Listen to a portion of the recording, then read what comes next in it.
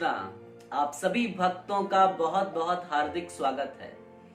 एक बार युधिष्ठिर महाराज श्री कृष्ण के पास जाते हैं और कहते हैं, हे वसुदेव, मैं आपको सादर प्रणाम करता हूँ। कृपया आप मुझे वैशाख मास के कृष्ण पक्ष में पड़ने वाली एकादशी के बारे में बताइए। आप मुझे बताइए कि इस एकादशी के अंदर क्या गुण है और ये एकादशी रखने का क्या प्रभाव है। युधिष्ठिर महाराज के प्रश्न को सुनकर श्री कृष्ण उत्तर देते हैं कि इस एकादशी से, जो कि वैशाख मास के कृष्ण पक्ष में पड़ती है, इस एकादशी से अधिक उदार, कृपालु और शुभ एकादशी और कोई नहीं है। और इस एकादशी का नाम वरुथनी एकादशी है। जो भी व्यक्ति पूर्ण रूप से इस एकादशी का पालन करते हैं, उनके सारे पाप नष्ट हो जाते हैं, उन्हें परम आनंद की प्राप्ति होती है और उनके जीवन में केवल मंगल होता है। जो भी व्यक्ति इस एकादशी का सख्ती से पालन करते हैं, उनके सारे पाप नष्ट हो जाते हैं, उनका दोबारा कभी जन्म नहीं होता और मृत्यु के बाद उन्हें मुक्ति प्राप्त होती है। श्री कृष्ण बता रहे हैं कि राजा मंधाता ने भी इस एकादशी व्रत का पालन किया था, जिसके पालन करने से उन्हें मुक्ति प्राप्त हुई थी। इक्ष्वाकु वंश के राजा जो थे, महाराज धुंधुमार, शिवजी के श्राप के कारण उन्हें कोढ़ का रोग हो गया था और इस दंड से वे बहुत ही असहनीय हालत में थे। लेकिन वरुथनी एकादशी के पालन करने मात्र से, इस सजा से, इस दंड से उन्हें मुक्ति प्राप्त हुई। श्री कृष्ण बता रहे हैं आगे कि अगर 10,000 साल तक कोई व्यक्ति बहुत ही कड़ी तपस्या करे, उतना ही लाभ उससे प्राप्त हो जाएगा जो व्यक्ति वरुथनी एकादशी का पालन करेंगे। सूर्य ग्रहण के दिन अगर कोई व्यक्ति कुरुक्षेत्र में जाकर कई अधिक मात्रा में सोना दान करे और अगर कोई व्यक्ति इस वरुथनी एकादशी का पालन करे, उसे उतना ही लाभ प्राप्त होगा, बल्कि उसकी जो भी इच्छा है, जो भी लक्ष्य है उसका, वे अपने लक्ष्य को इसी जन्म में हासिल कर पाएगा। ये जो एकादशी है, ये पवित्र करने वाली है और हमारे सभी पापों को नष्ट करने वाली है। श्री कृष्ण आगे युधिष्ठिर महाराज को बता रहे हैं कि अगर कोई व्यक्ति दान में घोड़े देता है, उससे अच्छा दान है कि अगर कोई हाथी दान में दे। उससे भी अच्छा दान है कि अगर कोई किसी को उपजाऊ जमीन दान में दे। उससे भी अच्छा दान है कि अगर कोई किसी व्यक्ति को तिल दान में दे। उससे भी अच्छा दान है कि अगर कोई व्यक्ति किसी को सोना दान में दे। सोना दान में देने से अच्छा दान है कि अगर कोई व्यक्ति अपने पूर्वजों को, देवी देवताओं को या मनुष्यों को अनाज बांटे। और उससे भी अच्छा दान है कि अगर कोई व्यक्ति किसी अज्ञानी व्यक्ति को दिव्य ज्ञान, आध्यात्मिक ज्ञान दान में दे।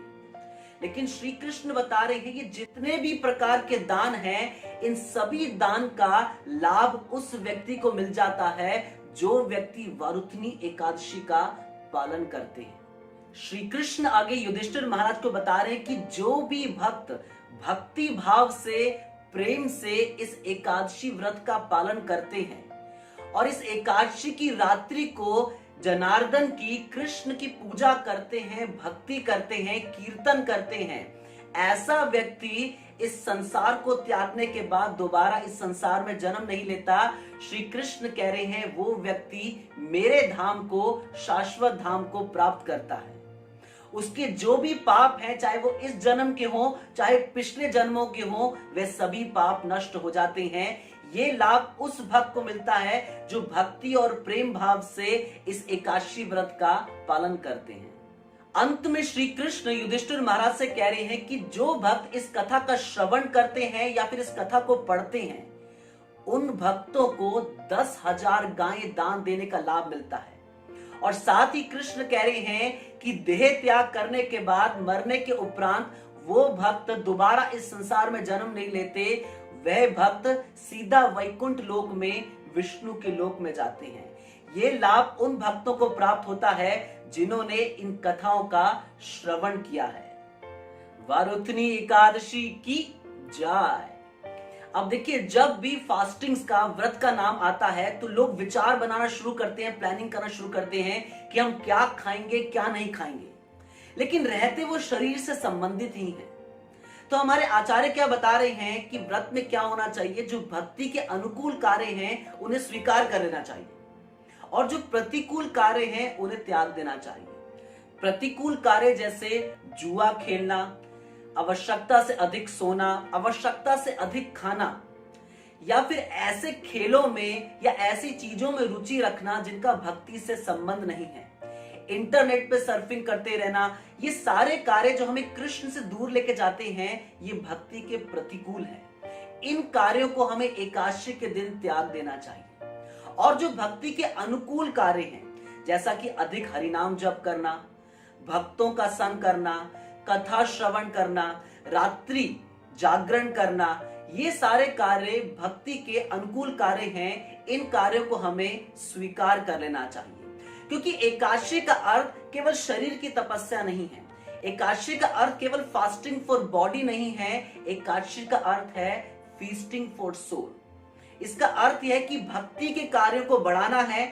ऐसी चीजें जो भक्ति को बढ़ाती हैं, भक्ति को बढ़ाने में सहायक हैं, उन्हें जीवन में स्वीकार करना है, और जिनसे भक्ति खराब होती है उनको छोड़ देना है। क्योंकि एकादशी हमें भक्ति में आगे बढ़ाने वाली है। माधव तिथि भक्ति जननी यत्ने पालनकारी।